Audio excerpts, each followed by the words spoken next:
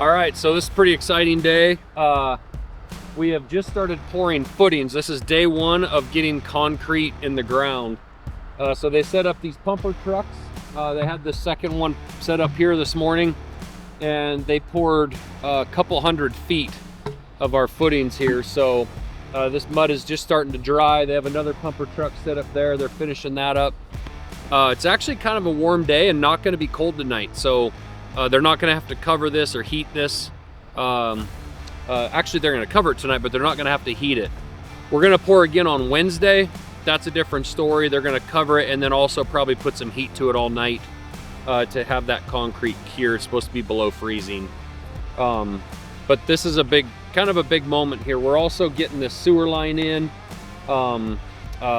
and we got the fire water, the sprinkler water protection line in as well. Just stubbing those things underneath the footing. So this is kind of a big moment. We're crossing our fingers on weather. It's November, what, 11th? We just don't need anything down below 10 degrees, you know, 0 degrees below zero. Starts freezing all these spoil piles. We still have walls to pour, backfill, and a lot of stuff to dig in underground. So anyway, pretty exciting day though. American dream happening.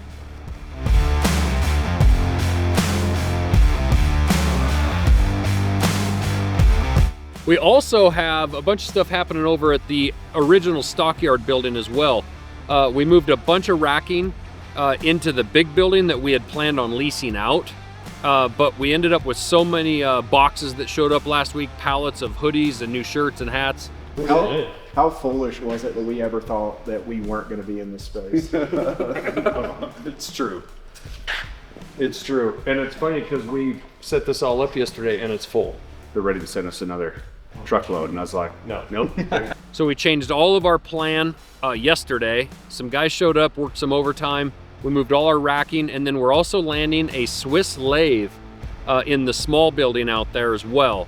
So instead of leasing that out, we're actually going to utilize that and have some operations happening up here on site. In addition to that, we're prepping for a little bit of asphalt over there as well. So that's all happening today with us pouring concrete. So things are busy around here. All right, so I had another meeting I had to go to. Just got back here. They're setting this Swiss lathe up. Way sketchier than I was hoping it would be. I guess they had some issues getting it off the pallet, so we're just trying to get it onto some little skids here to be able to kind of put it in place. But this is going to make all of the tiny screws for our knives. Any round parts, screws, barrels, even folding knife parts down the road. 8 months ago, I would have told you we weren't going to own one of these for years. But things are changing that fast with our company. Like a month ago, we were like, we need a Swiss. We need our own. Got to be able to make our own screws. So this is just a part of the process of growing. So it's pretty exciting moment, so long as they don't drop it. We just got to watch these as we turn. They kind of want to walk out. Yep.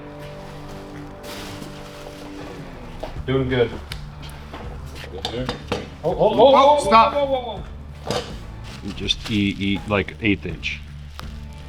Yeah, good enough. Didn't even move it and good enough.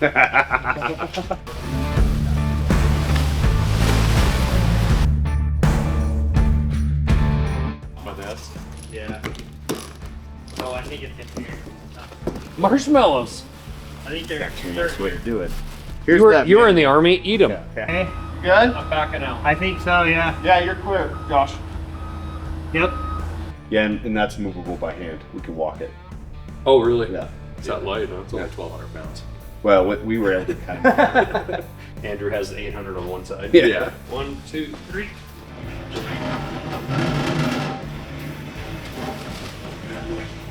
There. Good enough.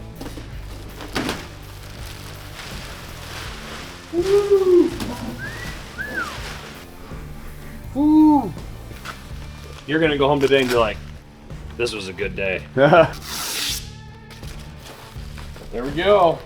We might decide to just put like 4 more Swisses across this room, and this is just make screws out this is just Switzerland. Yep. All right, so for the people that said, hey, it's too bad the Stockyards went away, what are you guys doing? Well, we're still loading cattle today. This is what I think is really cool. They're loading cattle right now that it came in. They're getting hauled to the Butte Stockyard. We still left this open for our public, you know, the town of Frenchtown and the surrounding area, Missoula, to be able to move their cattle. All the while, we're pouring concrete on day one. That's our building site over there, and we're still hauling cattle out of here. So this makes me feel really good, and for the general public that's worried about the stockyard part, you can still bring your cattle here, you can still sell through here. They'll go to Butte and sell, all while we build the American dream over there. It's pretty badass.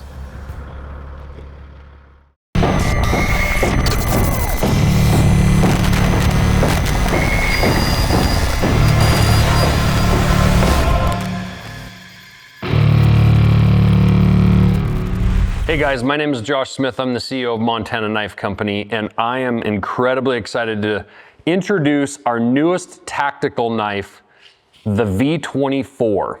This dagger is really special to us and to the state of Montana, and I'll explain why. The V24 knife stands for Victory of 2024, but it's fashioned after the V42 knife that was famous in 1942. The Fairbairn Sykes dagger was originally made for the Devil's Brigade, which was really the birthplace of special forces during World War II. And it was a combination of soldiers from Fort Harrison in Helena, Montana, that was combined with some soldiers from Canada to form the Devil's Brigade, which became the birthplace of special forces.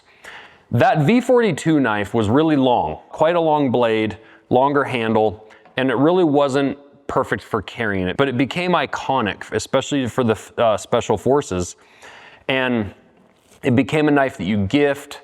It was very, very cool knife to have, you know, in your office and whatnot, but it wasn't really carryable. It wasn't functionable. So we redid it. We called it the V24, and I actually shortened this blade up, shortened up the handle a little bit. I took off the really pointy end on the pommel of that knife the V42 had. This knife is actually a little flatter across the back with some jimping, and I'll explain some of those features in the why. So first of all, I wanted you guys to be able to carry this dagger every day in your operations around the world. If you want a dagger for self-defense, or if you're a civilian, you want a self-defense dagger, you know, carrying something that's, you know, 12, 14, 15 inches long is a real challenge.